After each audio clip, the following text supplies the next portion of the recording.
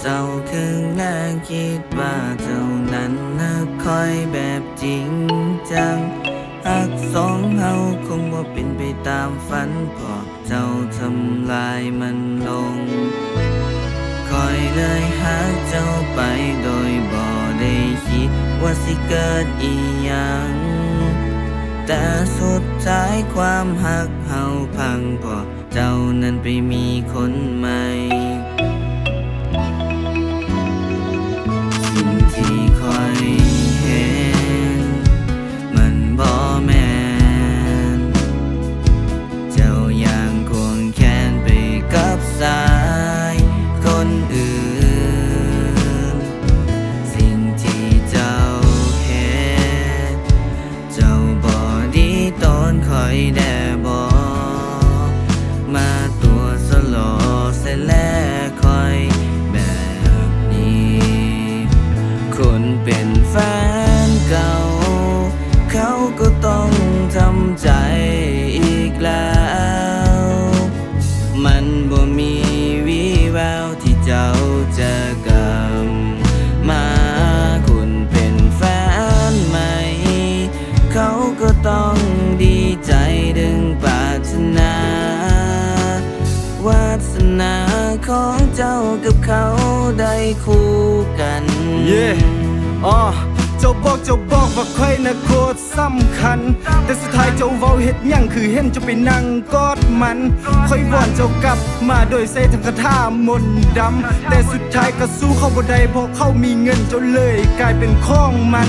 เรื่องราวที่ผ่านมาค่อยฮู้ว่าตัวค่อยเฮ็ดดีที่สุด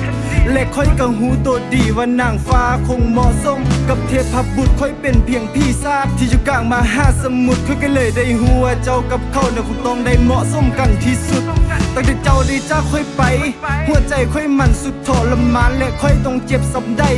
ใจค่อยต้องเก็บอาการความสัมพันธ์ของสองเฮาสุดท้ายมันก็ต้องได้จืดจางค่อยให้เจ้าไล่ซ้ำใดเจ้าก็ยังคงจะบ่ปล่อยวางเพราะใจของเจ้านั้นมันยังต้องการ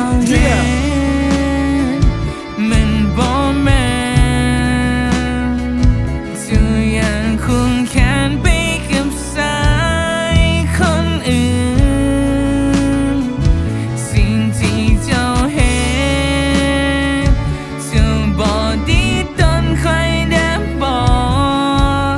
มาตัวสลอกสลายคอยแบบนี้คนเป็นแฟนเก่าเขาก็ต้องทำใจอีกแล้วมันบ่มีวี่แววที่เจ้าจะกลับมาเป็นแฟนใหม่เขาก็ต้องดีใจดังปรารถนาวาสนาของเจ้ากับเขาได้คู่กันเจ้าทิมค่อยไปค่อยเองต้องเจ็บซ้ำจะไปกับเขาคงแค่เป็นนำกันความหักครั้งนี้ค่อยเองต้องจดจำค่อยต้องทำใจคนเดียวและลำพังตัวค่อยเองมาบดีที่คิดค่อยบ่มีเงินค่อยเองก็ต้องมิดสิยื้อเจ้าไว้ถ้าจะไปขโมดสิทธิ์ก็จะบ่ไปยุ่งกับเจ้าตลอดชีวิตแล้วมันโคตรทรมานกับทุกสิ่งที่ต้องเห็นเจ้าบอกเสียในการกระทำเราไปยังต้องมาเห็นให้ค่อยได้เห็นอุตส่าห์ว่าเสียในความเจ้าแล้วเจ้าเห็นให้ค่อยต้องทุกนั่งเกาบนเกาไว้เท่ามีเจ้าอันนี้ว่าเข้าเอิญว่าแม่นความสุขสุดท้ายความหักความแต่ละคนมันบ่ได้มาย้อนผมลิขิตมีแต่ความจนมันคงสิบ่สู้บัตรเครดิตทั้งค่อยเก็บซ้ำได้คุณก็ได้แต่เก็บเอาไปนอนคิดฟังใจกับมันและระบายมันลงไปในลิสต์คนในหัวของค่อยมันมีแต่หูเจ้าเลยเข้ามาในความคิดเขาก็ต้องทำใจอีกแล้วมันบ่มีวี่แววที่เจ้าจะกลับมาเป็นแฟนใหม่เขาก็ต้องดีใจดังปรารถนาวาสนาของเจ้ากับเขาได้คู่กันคนเป็นแฟนเก่าเขาก็ต้องทำใจอีกแล้วมันบ่มีวี่แววที่เจ้าจะกลับ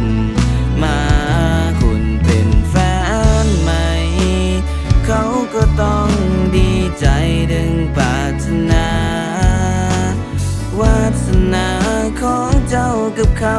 ได้คู่กัน